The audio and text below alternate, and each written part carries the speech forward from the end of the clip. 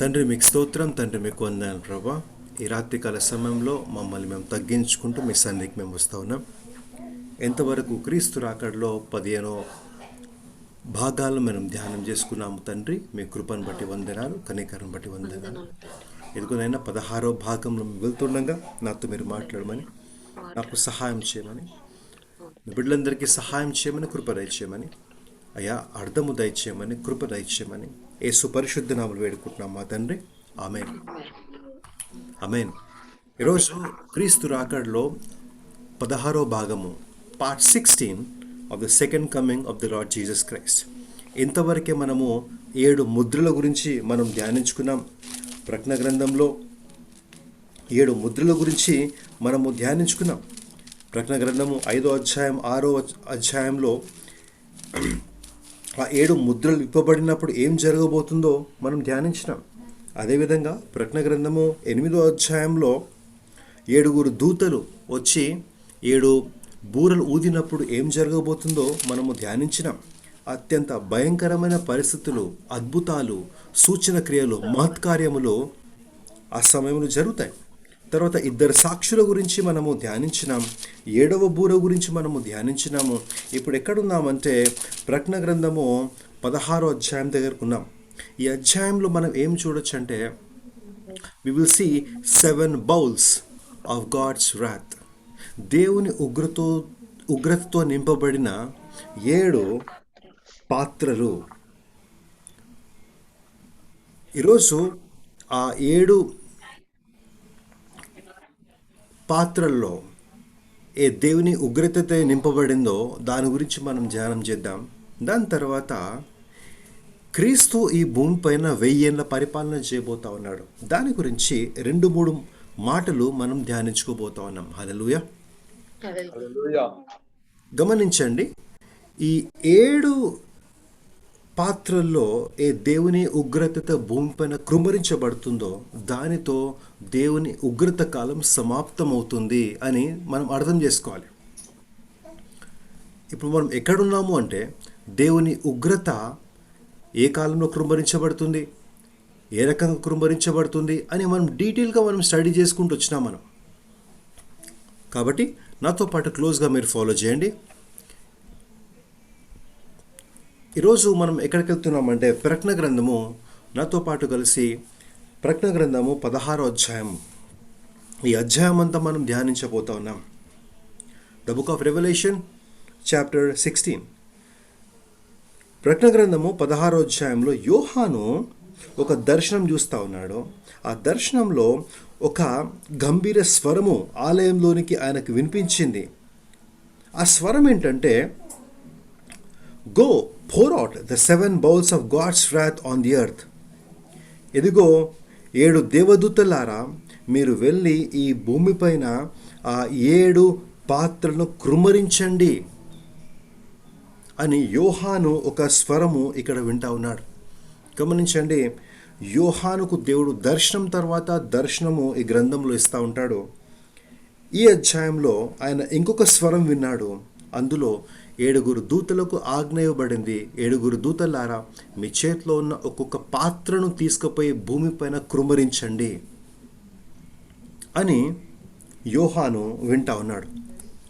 నాతో పాటు కలిసి ప్రకటన గ్రంథము 16వ అధ్యాయము 2వ వచనంలో ఏమని రాయబడిందంటే, the first angel went and poured out his bowl on the land, and ugly and painful sores broke out on all the people who had the mark of the beast and worshipped his image.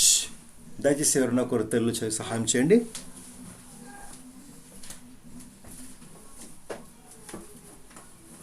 అంతటా మొదటి దూత వెలుపలికి వచ్చి తన పాత్రను భూమి మీద కుమ్మరింపగా, ఆ క్రూర మృగం యొక్క ముద్ర గల వారికిని దాని ప్రతిమకు నమస్కారము చేయు వారికిని బాధకరమైన చెడ్డ పుండు పుట్టెను. ఆమేన్. మొదటి పాత్ర, మొదటి దేవదూత కృమ్మరించినప్పుడు, ఈ భూమిపైన కృమ్మరించినప్పుడు దేవుని వాక్యంలో మనం ఏం చూస్తున్నామంటే, చెడ్డ పుండులు, ఒక భయంకరమైన పుండ్లు మనుషులపైన వచ్చినట్లుగా మనం చూస్తూ ఉన్నాం. మరి ముఖ్యంగా ఎవరిపైన వచ్చింది అంటే, ఎవరైతే ఆ అంత్యక్రీస్తు ముద్రను లేదా ఆ 666 మార్క్ని లేదా ఆ అంత్యక్రీస్తు సంఖ్య ఎవరైతే తీసుకుంటారో వాళ్ళపైన అటువంటి పుండ్లు, అటువంటి ఒక రకమైన రోగము వాళ్ళకి రావడము మనం చూస్తూ ఉన్నాం. ప్రియ సహోదరుడా, ప్రియ సహోదరి, రాబోయే రోజులలో 666 అనే మార్క్, అంత్యక్రీస్తు సంఖ్య, అంత్యక్రీస్తు పేరు అది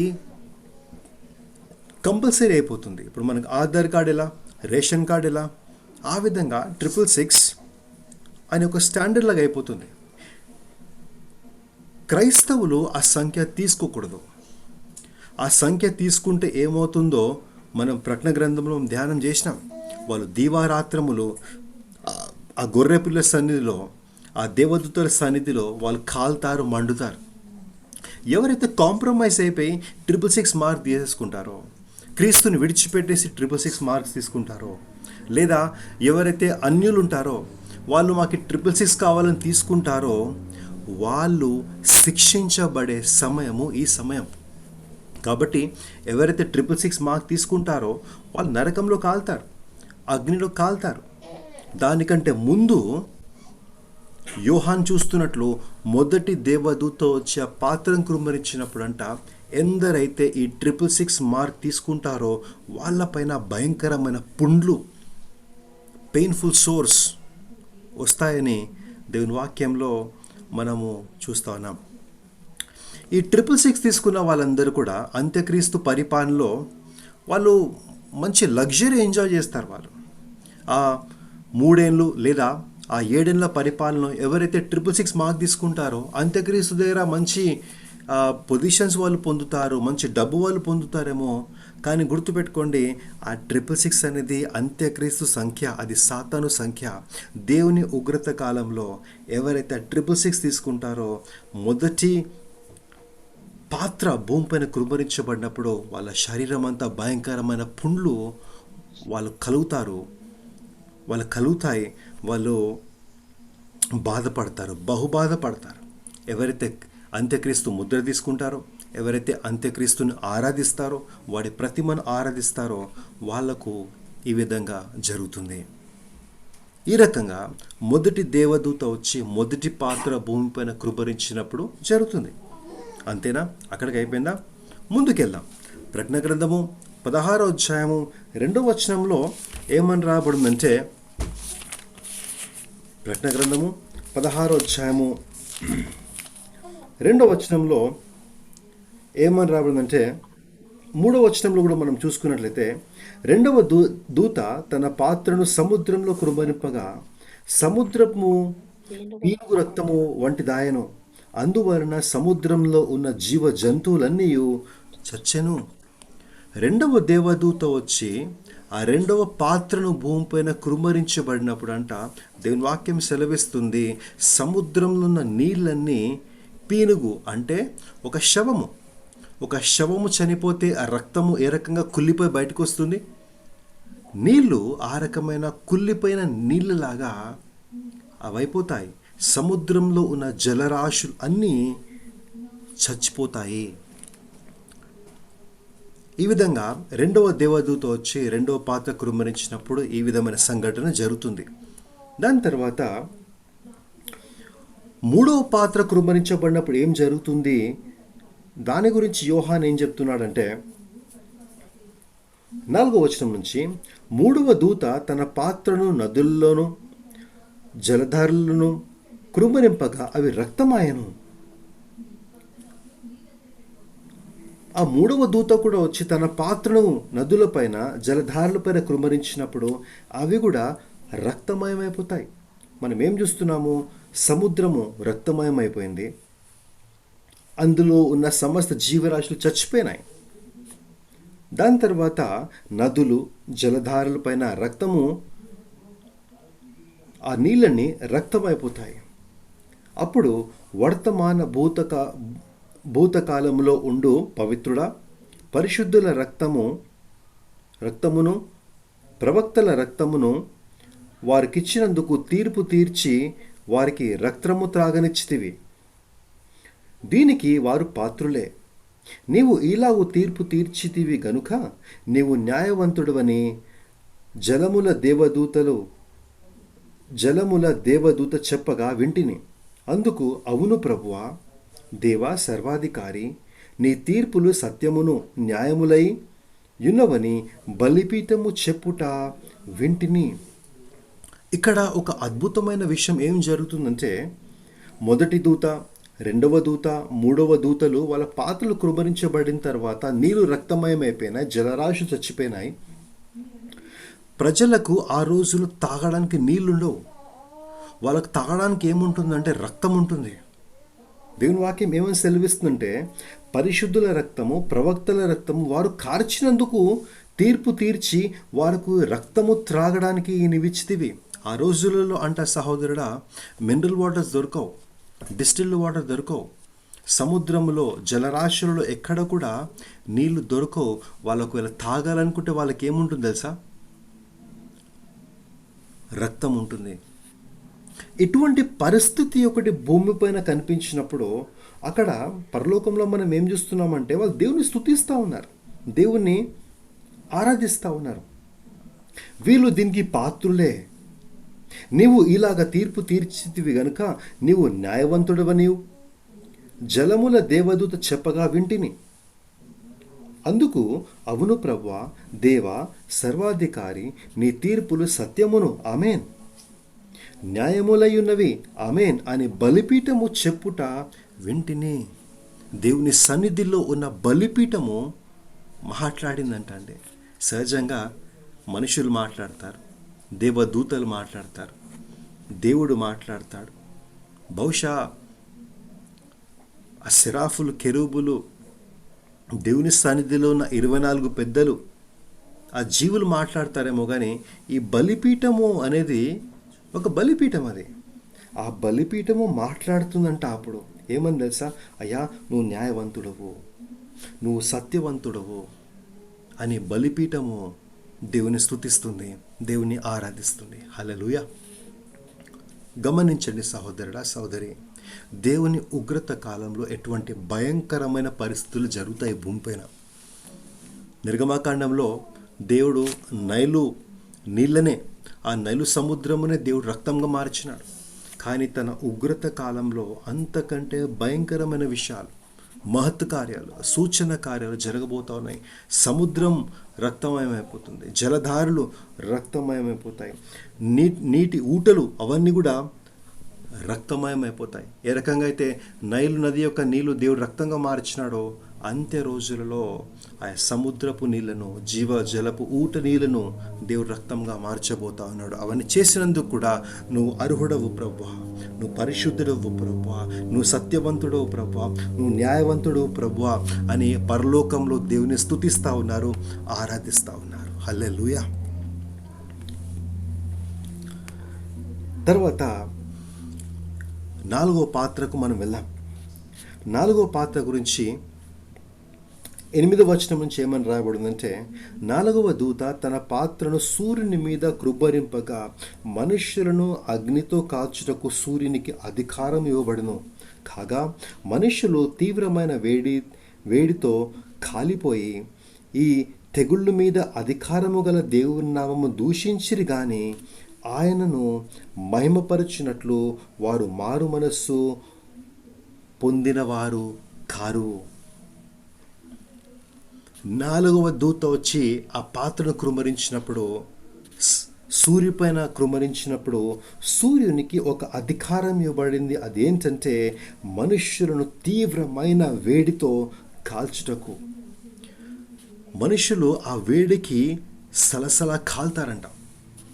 ఈ రోజులలో ఎండాకాలంలో కొన్నిసార్లు మనం వేడిని తట్టుకోలేం.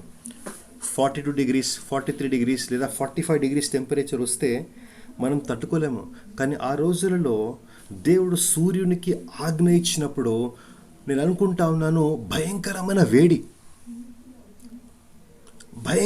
వేడితో ప్రజలు బయటికి పోతే వాళ్ళ చర్మం కాలుతుందేమో. ఎంత భయంకరమైన వేడి అంటే ఆ వేడికి తట్టుకోలేరు ప్రజలు ఆ రోజులలో. తీవ్రమైన వేడి అని రాబడింది. వేడి అంటేనే మనం తట్టుకోలేము. తీవ్రమైన వేడి కలుగునట్లు సూర్యునికి అధికారము ఇవ్వబడుతుంది. ఇంత కాలుతున్నప్పటికీ, సూర్యుని వేడి తట్టుకోలేక ప్రజలు కాలుతున్నప్పటికీ, తాగడానికి నీళ్ళు లేనప్పటికీ, ఆ పుండ్లతో ఉన్నప్పటికీ, గమనించండి దేవుని వాక్యం ఏం సెలవిస్తుందంటే వాళ్ళు దేవుణ్ణన్నా దూషిస్తారేమో కానీ మారు మనస్సు పొంది దేవుని మహిమపరచడానికి దేవుని సన్నిధికి రారండి ప్రజలు. అంత భయంకరమైన ప్రజలు ఉంటారు. ఏమైనా అవ్వచ్చు కానీ దేవుని దగ్గరికి రారు. తగ్గించుకోవడం ఇష్టం లేదు, మారు మనస్సు పొందడం ఇష్టం లేదు, క్రీస్తు ఇచ్చే ఉచితమైన రక్షణ అవసరం లేదు. దేవుని దగ్గరికి వస్తే ఇవన్నీ పోతాయి కదా, ఇవన్నీ నుంచి దేవుడు తప్పిస్తాడు కదా, కానీ రారు ప్రజలు. అటువంటి తీవ్రమైన వేడితో ప్రజలు సలసల కాలబోతా ఉన్న రాబోయే రోజులలో. మొదటి నుంచి ఇప్పటి వరకు మీకు అర్థమైనట్లయితే ఏమేన్ అని టైప్లో మీరు చాట్లో మీరు దయచేసి టైప్ చేయండి. ఆర్ ఎస్ వి అండర్స్టూడ్ అని దయచేసి మీరు టైప్ చేయండి. We can see how terrible things will happen. ఇవన్నీ కూడా దేవుని ఉగ్రత కాలానికి సంబంధించిన సహోదరుడా సహోదరు. All these things will happen in the days to come. Amen. Thank you, brother. తర్వాత 5వ పాత్ర గురించి మనం ధ్యానం చేద్దాం. 10వ వచనంలో 5వ దూత తన పాత్రను ఆ క్రూర మృగం యొక్క సింహాసనము మీద కృమ్మరింపగా దాని రాజ్యము చీకటి కమ్మెను. మనుష్యులు తమకు కలిగిన వేదనను బట్టి తమ నాలుకలు కరుచుకొనుచుండిరి. తమకు కలిగిన వేదనను బట్టి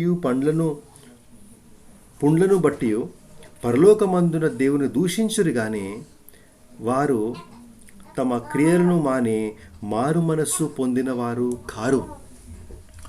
ఏ అంత్యక్రీస్తు అయితే 7 ఏళ్ల పరిపాలన చేస్తాడో, ఈ అంత్యక్రీస్తు అయితే 3.5 సంవత్సరాలు ఈ భూమిపైన మహా గొప్ప శ్రమకాలము తీసుకొస్తాడో, అనేక క్రైస్తవులను చంపుతాడు, హింసిస్తాడు. వాడు సాతాన్తో కలిసి, ఆ అబద్ధ ప్రవక్తతో కలిసి ఒక ఫాల్స్ ట్రినిటీ ఫామ్ చేసి అనేకులను మోసం చేస్తాడు. వాడు అంత్యక్రీస్తు.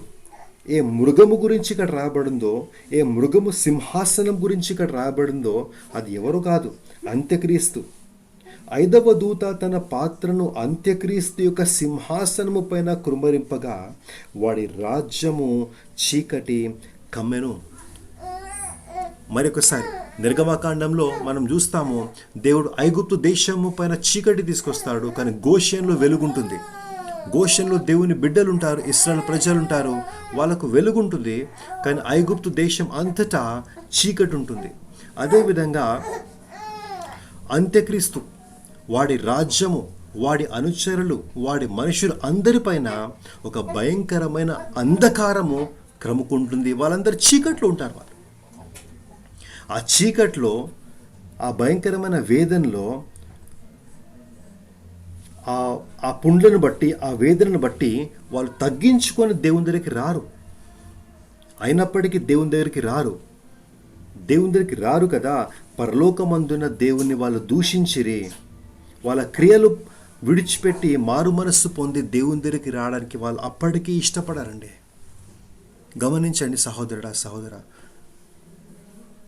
ఒకవైపేమో దేవుడు తన గొప్ప కార్యాలు చేస్తూ ఉన్నాడు, అద్భుత కార్యాలు చేస్తూ ఉన్నాడు, సూచన కార్యాలు చేస్తూ ఉన్నాడు. ఐగుప్తు దేశంలో దేవుడు ఇటువంటి 10 తెగులు పంపించినప్పుడు ఫరో తన హృదయాన్ని కఠినపరచుకుంటాడు. తన బిడ్డలను పంపించాడు, దేవుని బిడ్డలను పంపించాడు. దేవుని దగ్గర మారు మనస్సు పొందాడు, దేవుని దగ్గర పశ్చాత్తాపం పొందాడు, నువ్వు గొప్పవాడవని ఒప్పుకోడు. అదేవిధంగా అంత్య రోజులలో ఆ అంత్యక్రీస్తు, సాతాను, అబద్ధ ప్రవక్త, వాడి అనుచరులపైన అంధకారం క్రముకున్నా కానీ, వాళ్లకు ఆ చెడ్డ పుండ్లు వచ్చినా కానీ, వాళ్ళు ఆ వేడికి సలసల కాలినా కానీ వాళ్ళు దేవుని దగ్గరికి రావడానికి వాళ్ళు ఇష్టపడారు. సహోదరుడా సహోదరి, ఇప్పుడు చెప్పండి, ఈ రకమైన కోపము చూపించడానికి దేవుడు అర్హుడా? ఈ రకమైన కోపము, ఉగ్రత దేవునికి చూపించడంలో న్యాయం ఉందా? నేనేమంటానంటే, పరలోకంలో ఏ రకంగా అయితే వాళ్ళు అన్నారో, ఓ పవిత్రుడా, పరిశుద్ధుల రక్తము, ప్రవక్తల రక్తము వీళ్ళు చిందించినారో, వాళ్ళు రక్తము త్రాగడానికి వాళ్ళు అర్హులు, ఇటువంటి అంధకారము పొందుకోవడానికి వాళ్ళు అర్హులు అని నేను కూడా అంటాను. ఆ సైన్య సమూహముతో, పరలోకంలో ఉన్న జన సమూహముతో నేను కూడా ఏకీభవించి నేనేమంటానంటే, ఎస్, నువ్వు అర్హుడవు ప్రభువా, ఆ అంధకారము చూపించడానికి నువ్వు అర్హుడవు ప్రభువా, ఆ సూర్యునికి అంత వేడిచ్చి వాళ్ళని కాల్చుటకు నువ్వు సత్యవంతుడవు ప్రభువా అని నేను కూడా ఆ పరలోకపు సైన్య సమూహంతో కూడి దేవుని స్తుతిస్తాను, దేవుని ఆరాధిస్తాను. ఆ బలిపీఠం కూడా ఎట్లా ఆరాధించింది దేవుని? అవును ప్రభువా, నువ్వు సర్వాధికారివి, నీ తీర్పులు సత్యములు, న్యాయములు సత్యములు, నువ్వు అర్హుడవు ప్రభు అని బలిపీఠం ఎట్లయితే ఆరాధించిందో, వాళ్ళతో కలిసి నేను కూడా ఆరాధించాలని ఆశపడతా ఉన్నాను. ఎంత అవకాశం ఇచ్చినా, ఎంత సమయం ఇచ్చినా ప్రజలు దేవుని దగ్గరికి రారు. ఎవరైతే వస్తారో వాళ్ళకు దేవుడు కృప చూపిస్తాడు, కనికరం చూపిస్తారో. కానీ ఎవరైతే రారో వాళ్ళపైనకి ఇవన్నీ దిగి వస్తాయి. ఇవన్నీ చేయుటలో దేవుడు సత్యవంతుడు, హల్లెలూయా. దేవుడు న్యాయవంతుడు, హల్లెలూయా. నా దేవుడు నీతిమంతుడు, హల్లెలూయా.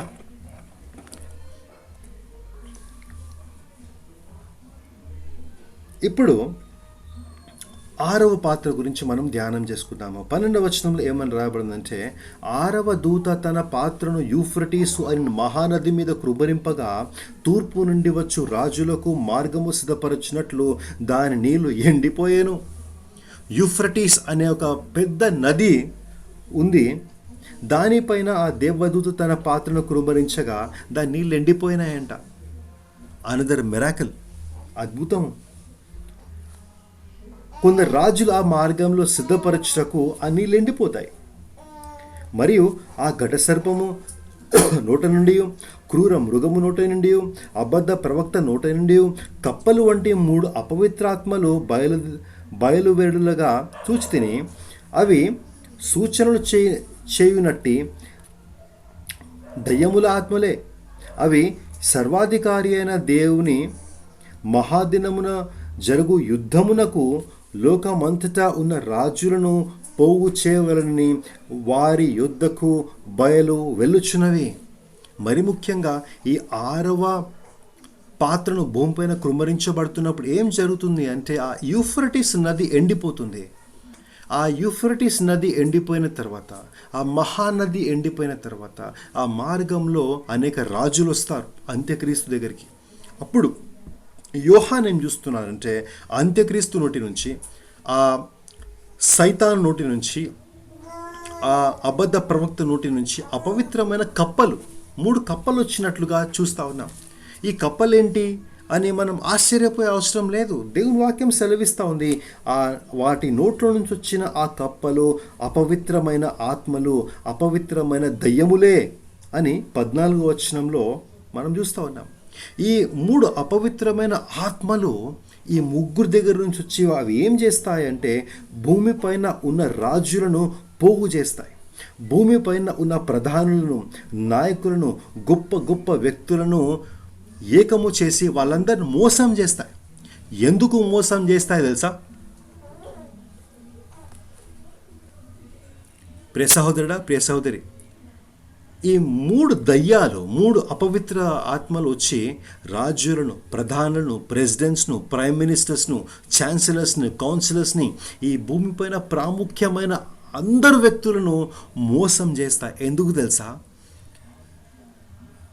దేవునితో యుద్ధము చేయడానికి. మీకు తెలుసా, రాబోయే రోజులలో, ఈ ఉగ్రత కాలంలో ఈ భూమిపైన చాలా మందులు వాళ్ళు సిద్ధపడతారు. వాళ్ళ మిలిటరీని వాళ్ళు సిద్ధం చేసుకుంటారు. World War III కోసం కాదు, ఒక దేశంతో ఒక దేశము యుద్ధము చేయడానికి కాదు.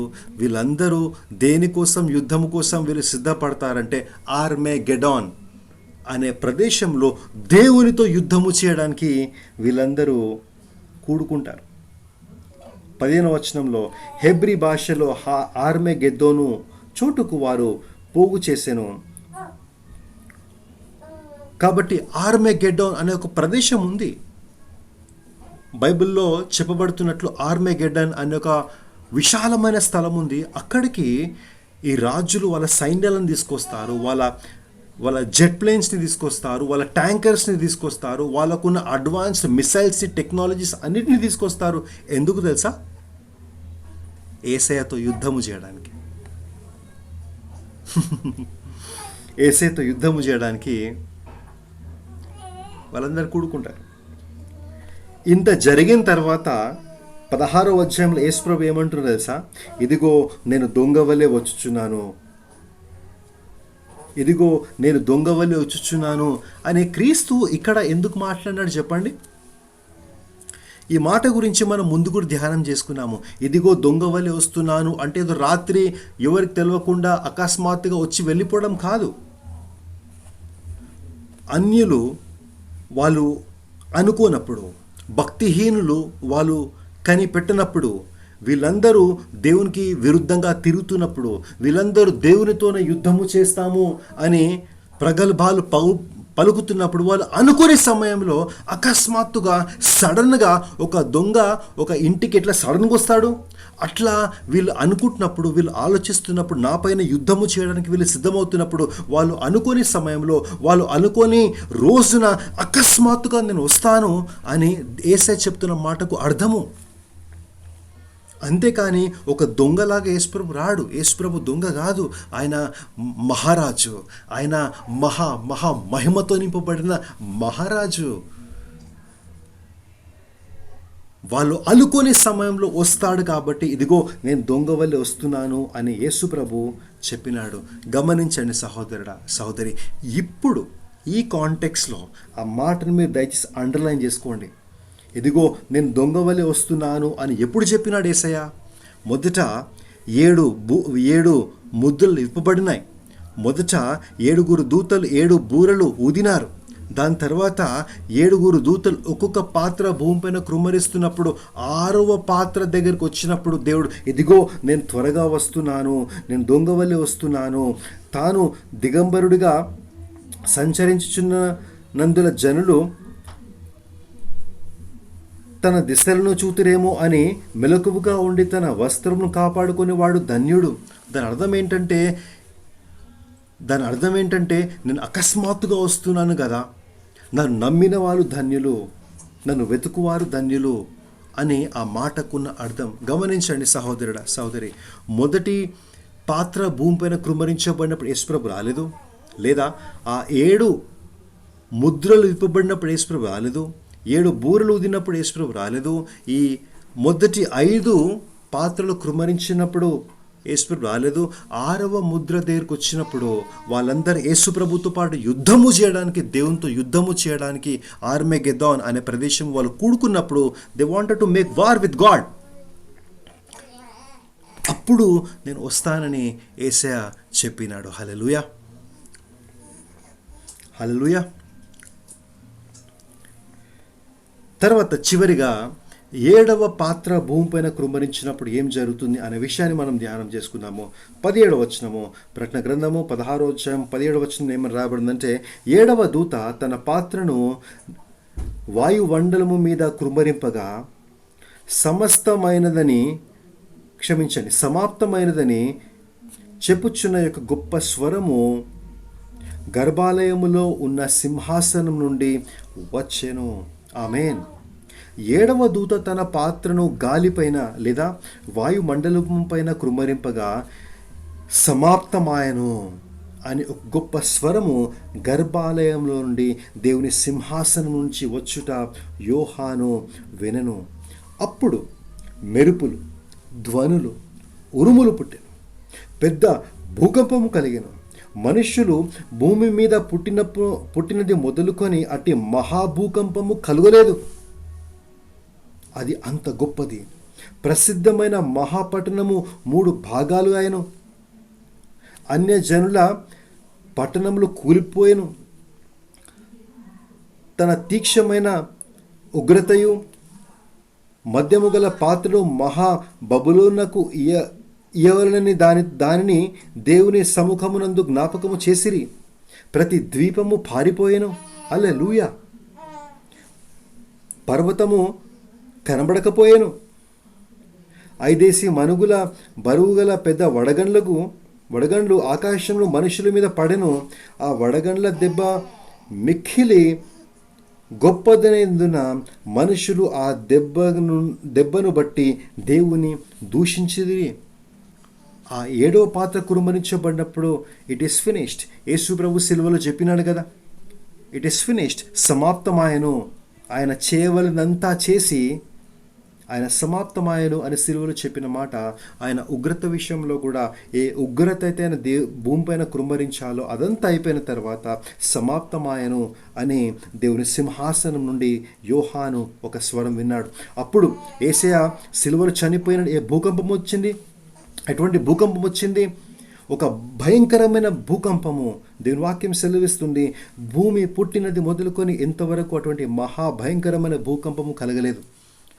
ప్రియ సహోదరుడా, ప్రియ సహోదరి, భూకంపాల గురించి మనం ఎన్నో విన్నాం, ఎన్నో చదివినాం. కానీ గుర్తుపెట్టుకోండి, ఈ 7వ పాత్ర కుమ్మరించబడిన తర్వాత ఒక మహా గొప్ప భూకంపము ఈ భూమిపైన సంభవించబోతుంది. అది భూమంతటిని కదిలిచేస్తుంది. ద్వీపాలు పారిపోతాయంట, పర్వతాలు పారిపోతాయంట. ద్వీపాలు పారిపోయేను, పర్వతాలు కనబడకుండా పోయేను. వావ్! పెద్ద పెద్ద వడగండ్లు ఆకాశం నుండి మనుషుల మీద పడితే ఆ దెబ్బలకు ఆ నొప్పి బాగా భయంకరమైనందున వాళ్ళు ఆ నొప్పికి కూడా వాళ్ళు దేవుని దూషిస్తారు, కానీ దేవుని దగ్గరికి రారండి. They will not come before God. Let us quickly recap. ఒకసారి రీక్యాప్ చేసుకుందాం.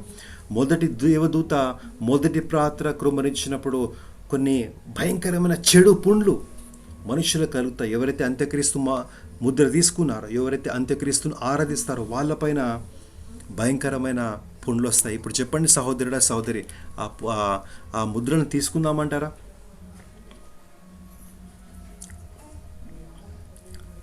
దాని తర్వాత ఆ 2వ పాత్ర కుమ్మరించినప్పుడు సముద్రంలోని నీళ్ళని రక్తమయమైపోతాయి. ఒక శవం, ఒక పీనుగు రక్తం ఎట్లవుతుందో అట్లయిపోతుంది.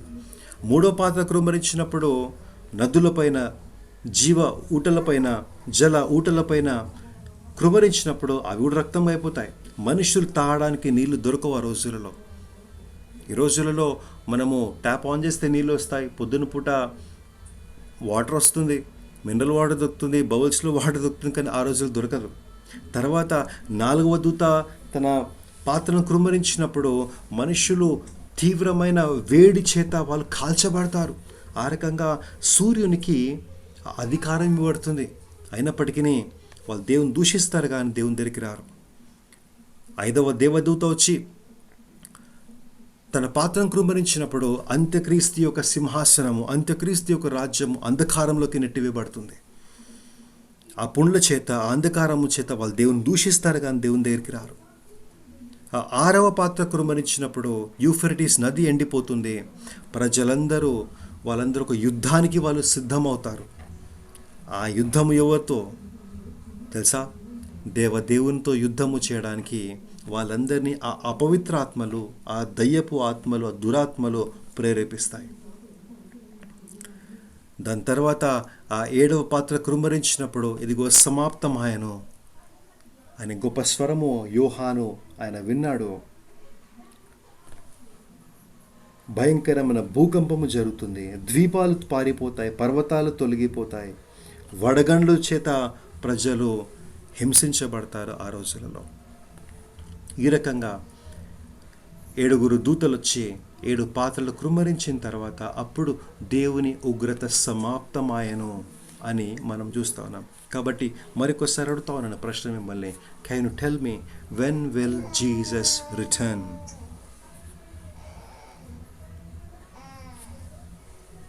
I'm asking you, dear brother and sister, can you please respond? When will Jesus return?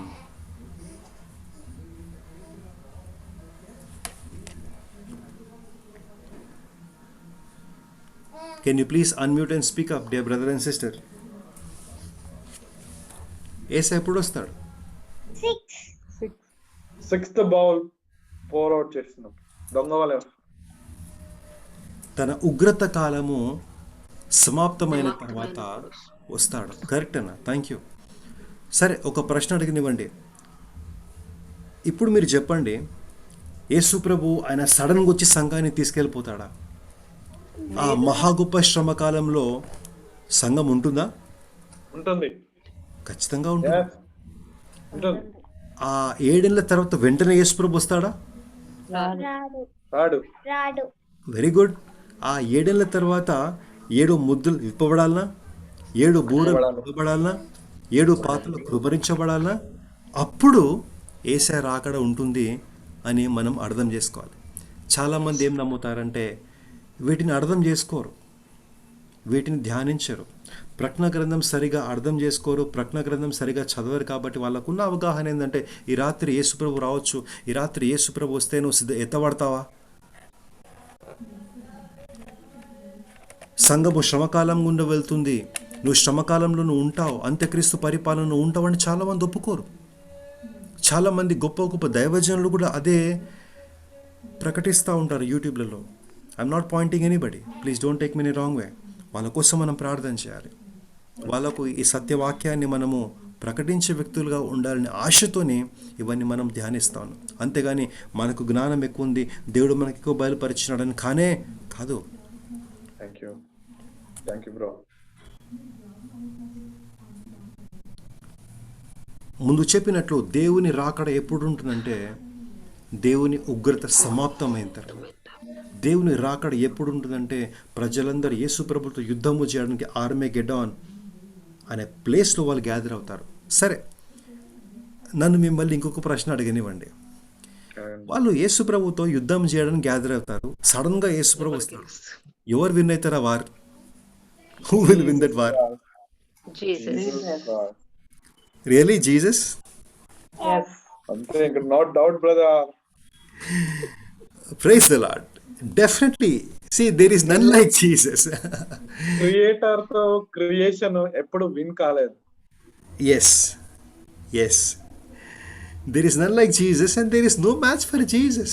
Even in terms of battle. పాత నిబంధనలు చూస్తే దేవుడు ఒక్క దేవదూతని పంపించి లక్షల మందిని లేకుండా చేస్తాడు దేవుడు. విన్ నాతో యుద్ధం చేస్తా. There is no match for God when it comes to war.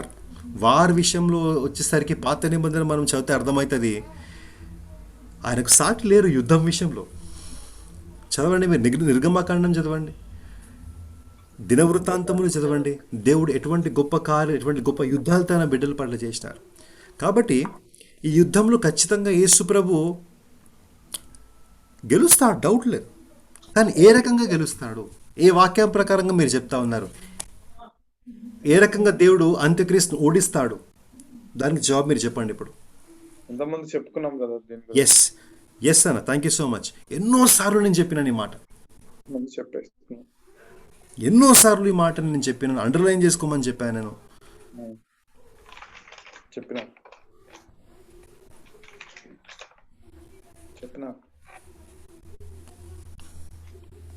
Please at least respond now. I will be very happy if you can respond.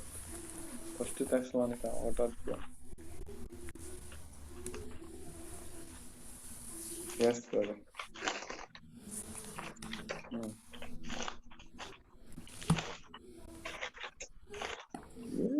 First Thessalonians 1:10 brother.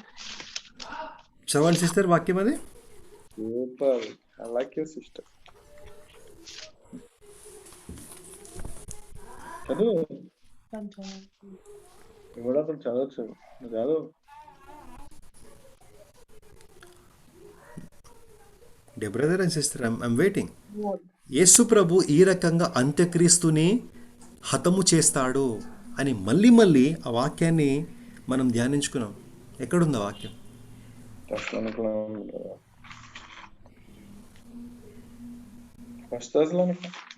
మీ యొద్ద మాకెట్టి ప్రవేశము కలిగెను, అక్కడి జనులు మమ్మను గూర్చి తెలియజెప్పుచున్నారు. మరియు మీరు విగ్రహములను విడిచిపెట్టి జీవము గలవాడును సత్యవంతుడు నగు దేవునికి దాసులగుటకును దేవుడు మృతులలో నుండి లేపిన యేసు అనగా రాబో ఉగ్రత నుండి మనలను రప్పించుచున్న ఆయన కుమారుడైన యేసు పరలోకము నుండి వచ్చునని ఎదురు చూచుటకును మీరెలాగూ దేవుని వైపునకు తిరిగితిరో ఆ సంగతి వారే తెలియజేయుచున్నారు.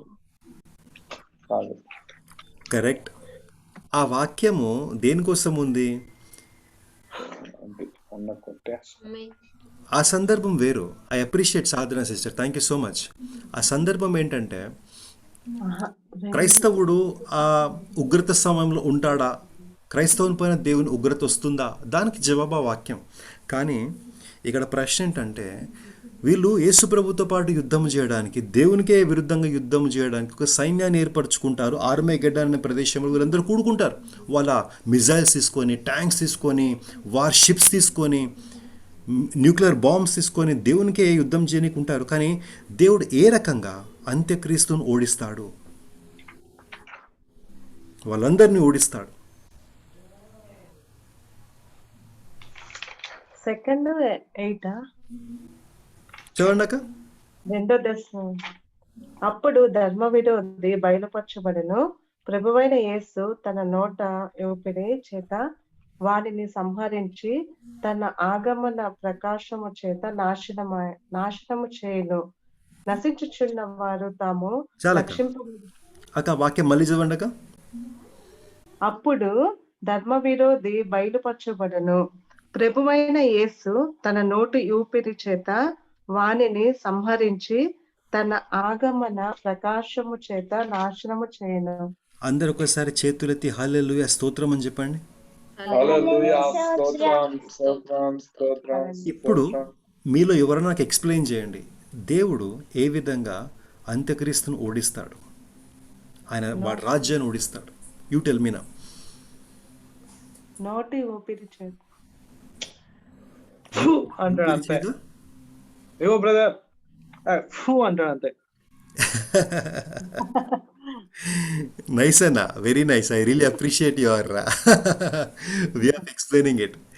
వీడు అంత్యక్రీస్తు, అబద్ధ ప్రవక్త, సాతాను, ఆ దురాత్మలు భూ నివాసులందరినీ మోసం చేసి, ఆ రాజులను మోసం చేసి, పెద్ద స్కెచ్ చేసి, వాళ్ళకున్న సైంటిఫిక్ ఇన్స్ట్రుమెంట్స్, టెక్నాలజీ, వెపన్స్ అన్నీ గ్యాదర్ చేసి ఆర్మేగెడ్డన్లో పెద్ద యుద్ధం చేద్దామని వీళ్ళందరూ నిలబడితే, but what will happen?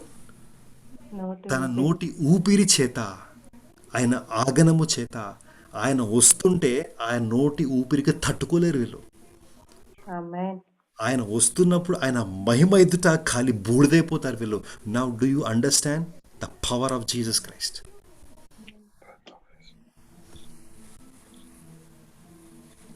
Dear brother and sister, are you happy about it?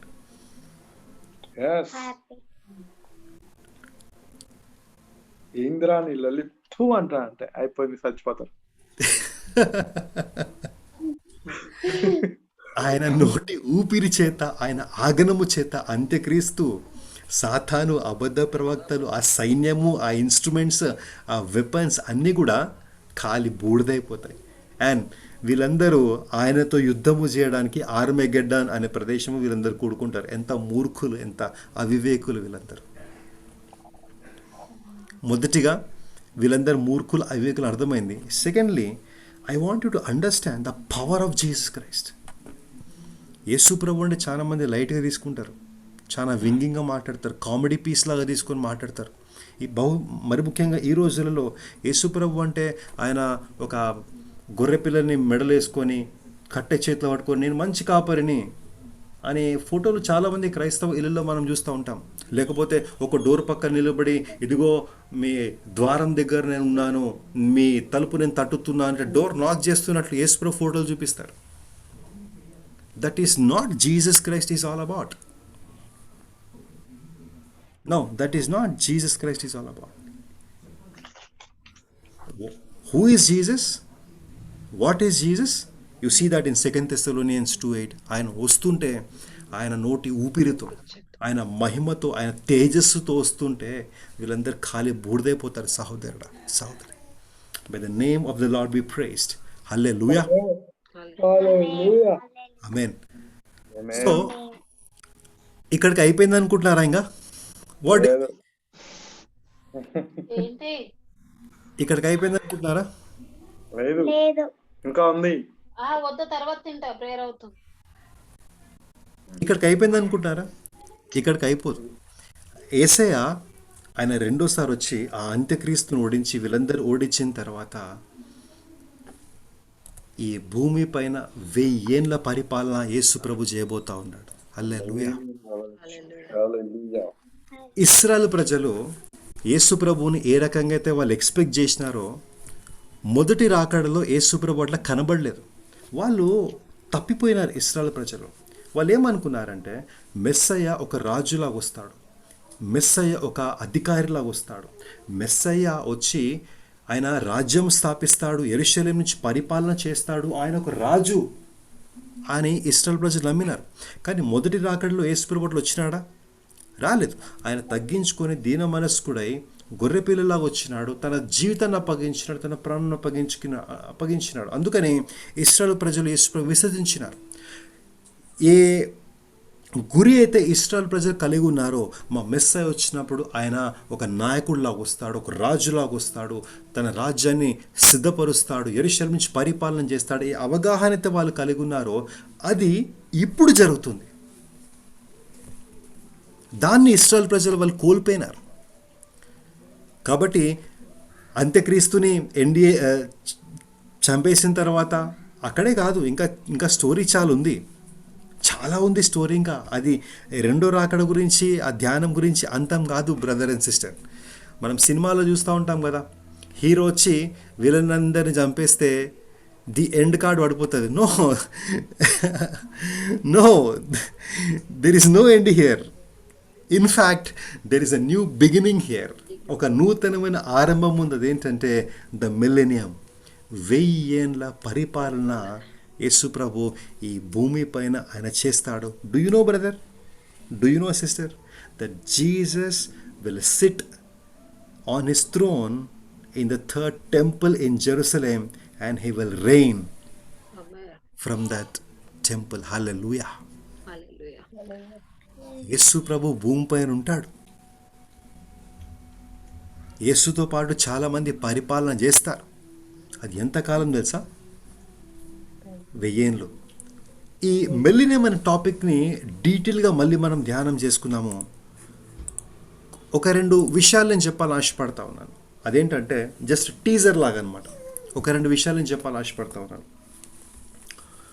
జకర్యా గ్రంథము 14వ అధ్యాయం 6 నుంచి 9 వరకు దయచేసి వివరించే సహాయం చేయండి. జకర్యా 14వ అధ్యాయం 6 నుంచి 9.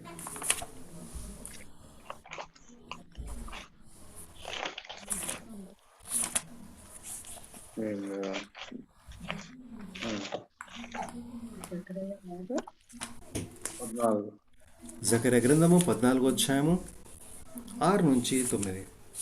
14. యెహోవా ఆ దినమున ప్రకాశమానమగునని సంకుచితములు కాగా వెలుగు లేకపోవును. ఆ దినము ప్రత్యేకమైనదిగా ఉండును. అది యెహోవాకు తెలియబడిన దినము. పగలు కాదు, రాత్రి కాదు, అస్తమయ కాలమున వెలుతురు కలుగును. ఆ దినమున జీవజలములు యెరూషలేములో నుండి పారి సగము తూర్పు సముద్రమునకును సగము పడమటి సముద్రమునకును దిగును. వేసవి కాలమందును చలికాలమందును అలాగుననే జరుగును. యెహోవా సర్వలోకమునకు రాజయ్యుండును. ఆ దినమున యెహోవా ఒక్కడే అనియు ఆయనకు పేరు ఒక్కటే అనియు తెలియబడును. ఆమేన్. మరి ముఖ్యంగా 9వ వచనంలో మనం ఏం చూస్తున్నామంటే యెహోవా సర్వ లోకమునకు రాజయుండును. హల్లెలూయా. హల్లెలూయా. ఆ దినమున యెహోవాయే దేవుడనియు ఆయనకు పేరు ఒకటే అనియు తెలియబడును. English Bible says, and he the Lord will be king over all the earth, and on that day there will be one Lord and his name the only one. Hallelujah. There will be one king, one Lord on the earth. ఈ వాక్యం దేని గురించి రాబడింది తెలుసా? యేసయ్య ఆయన 1000 ఏళ్ళు పరిపాలన చేస్తున్నప్పుడు there will be one king over all the earth. ఉన్న రాజులందరూ హతమైపోతారు. అందరు అప్పుడు తెలుసుకుంటారు నిజమైన దేవుడు ఎవరు, నిజమైన రాజు ఎవరు అని యేసు ప్రభువుని తెలుసుకుంటారు.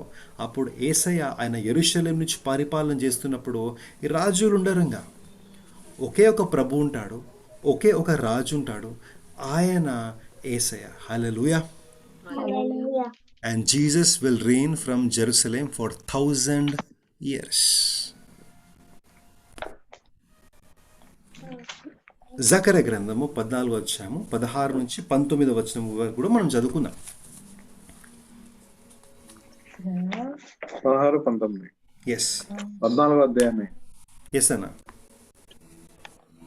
మరియు యెరూషలేము మీదికి వచ్చిన అన్యజనులలో శేషించిన వారందరూ సైన్యములకు అధిపత్యకు యెహోవాయను రాజునకు మ్రొక్కుటకును పర్ణశాల పండుగ ఆచరించుటకును ఏటేటా వత్తురు. లోకమందుండు కుటుంబములలో సైన్యములకు అధిపత్యకు యెహోవాయను రాజునకు మ్రొక్కుటకై యెరూషలేమునకు రాని వారందరి మీద వర్షము కురవకుండును. ఐగుప్తీయుల కుటుంబపు వారు బయలుదేరకయు రాకయు ఉండిన ఎడల వారికి వర్షము లేకపోవును. పర్ణశాలల పండుగ ఆచరించుటకై రాని అన్యజనులకు తాను నియమించిన తెగులుతో యెహోవా వారిని మొత్తును. ఐగుప్తీయులకును పర్ణశాల పండుగ ఆచరించుటకు రాని అన్యజనులందరికీ రాగల శిక్ష ఇది. హల్లెలూయా. When Jesus will be reigning 1,000 years from Jerusalem, యేసయ్య 1000 ఏళ్ల పరిపాలన ఈ భూమిపైన చేస్తున్నప్పుడు, బ్రదర్ అండ్ సిస్టర్, ప్రపంచంలో ఉన్న ప్రతి వ్యక్తి యెరూషలేం పోవాలా. మళ్ళీ చెప్తా ఉన్నాను, యేసయ్య యెరూషలేం నుంచి 1000 ఏళ్ల పరిపాలన చేస్తున్నప్పుడు ప్రపంచంలో ఉన్న ప్రతి వ్యక్తి యెరూషలేంకి పోవాలా. ఆ పర్ణశాల పండుగలో యేసయ్య దగ్గరికి వెళ్ళాలా, యేసయ్యను ఆరాధించాలా, స్తుతించాలా, ఘనపరచాలా, నీ దేవుడు మనం మొక్కి మళ్ళీ తిరిగి రావాలా. ఎవరైతే యేసు ప్రభు దగ్గరికి వెళ్ళరో వాళ్ళకి ఏం తగులుతాయి? తెగుళ్ళు తగులుతాయి. యేసు ప్రభు దగ్గరికి ఆయన ఆరాధించడానికి ఎవరైతే పోరో వాళ్ళకి వర్షం కురవదు. కాబట్టి ఆ 1000 ఏళ్ళు పరిపాలనలో యేసు ప్రభు పరిపాలన చేస్తున్నప్పుడు, ఆయనతో పాటు ఆయన బిడ్డలు పరిపాలన చేస్తున్నప్పుడు, ఆయనతో పాటు ఆయన బిడ్డలు పరిపాలన చేస్తున్నప్పుడు ఈ భూమిలో ఉన్న వ్యక్తులు అందరూ యేసు ప్రభు దగ్గరికి రావాలా, ఆయనకు కానుకలు ఇవ్వాలా, ఆయన ఆరాధించాలా, స్తుతించాలా. ఎవరైతే రారో వాళ్ళకి వర్షం ఉండదు, తెగుళ్ళు వాళ్ళను అంటుకుంటాయి. ఇది మిలీనియం గురించి ఒక చిన్న టీజర్ లాగా అనమాట. This is not entire millennium. Millennium ఇంకా చాలా ఉంది. ఈరోజుకి నేను అనుకుంటా ఉన్నాను, ఇక్కడికి నేను ముగిస్తాను. Let me close with this. We have seen 7 bowls of God's wrath. We have seen a glimpse of millennium. ప్రార్థన చేసుకుందాం. ప్రార్థన చేసుకొని మనం ముందుకు సాగుతాం. తండ్రి మీకు స్తోత్రాలు, తండ్రి మీకు వందనాలు చెల్లిస్తా ఉన్నాం. అయ్యా, అక్కడ ఆ 7 ముద్రలు విప్పబడిన తర్వాత, 7 దూతలు 7 బోర్ ఊదిన తర్వాత, ఆ పాత్రలు కురుమరించబడిన తర్వాత వస్తుందని స్పష్టంగా నీ వాక్యంలో ఉంది ప్రభు. మాకు బోధిస్తున్నందుకు వందనాలు, నేర్పిస్తున్నందుకు వందనాలు. అనేకులు దీని అర్థం చేసుకోలేదు ప్రభు. ఈ రాత్రి నువ్వు వస్తాడేమో అని అనుకుంటారు ప్రభు. మత్తయి సువార్తలను మాట సరిగా అర్థం చేసుకోలేదు. మాకు బోధించినారు, మీకు వందనాలు. మా ఆశ ప్రభు, మేము అందరము ఈ వాక్యాన్ని నేర్చుకొని, టీంలో ప్రతి ఒక్క వ్యక్తి నేర్చుకొని అనేకులకు బోధించాలా ప్రభు. దేవుని వాక్యంలో ఉన్నది ప్రకటించాలా ప్రభు. నీ సత్య సువార్తను ప్రకటించాలా ప్రభు. రాబోయే శ్రమకాలం కోసం సిద్ధపరచాలా ప్రభా. అంత్యక్రీస్తు పరిపాలనలో సంఘం ఉంటుంది, దానికోసం సిద్ధపడాలా ప్రభా. ఆ భయంకరమైన దుర్దినాల్లో మేమందరం ఉంటాము ప్రభా. మేమందరం సిద్ధపడాలా ప్రభా. అయ్యా, మాకు సహాయం చేయమని, అనేకులను సిద్ధపరిచే కృప దయచేయమని యేసు పరిశుద్ధ నామమున వేడుకుంటున్నామా తండ్రి. ఆమేన్.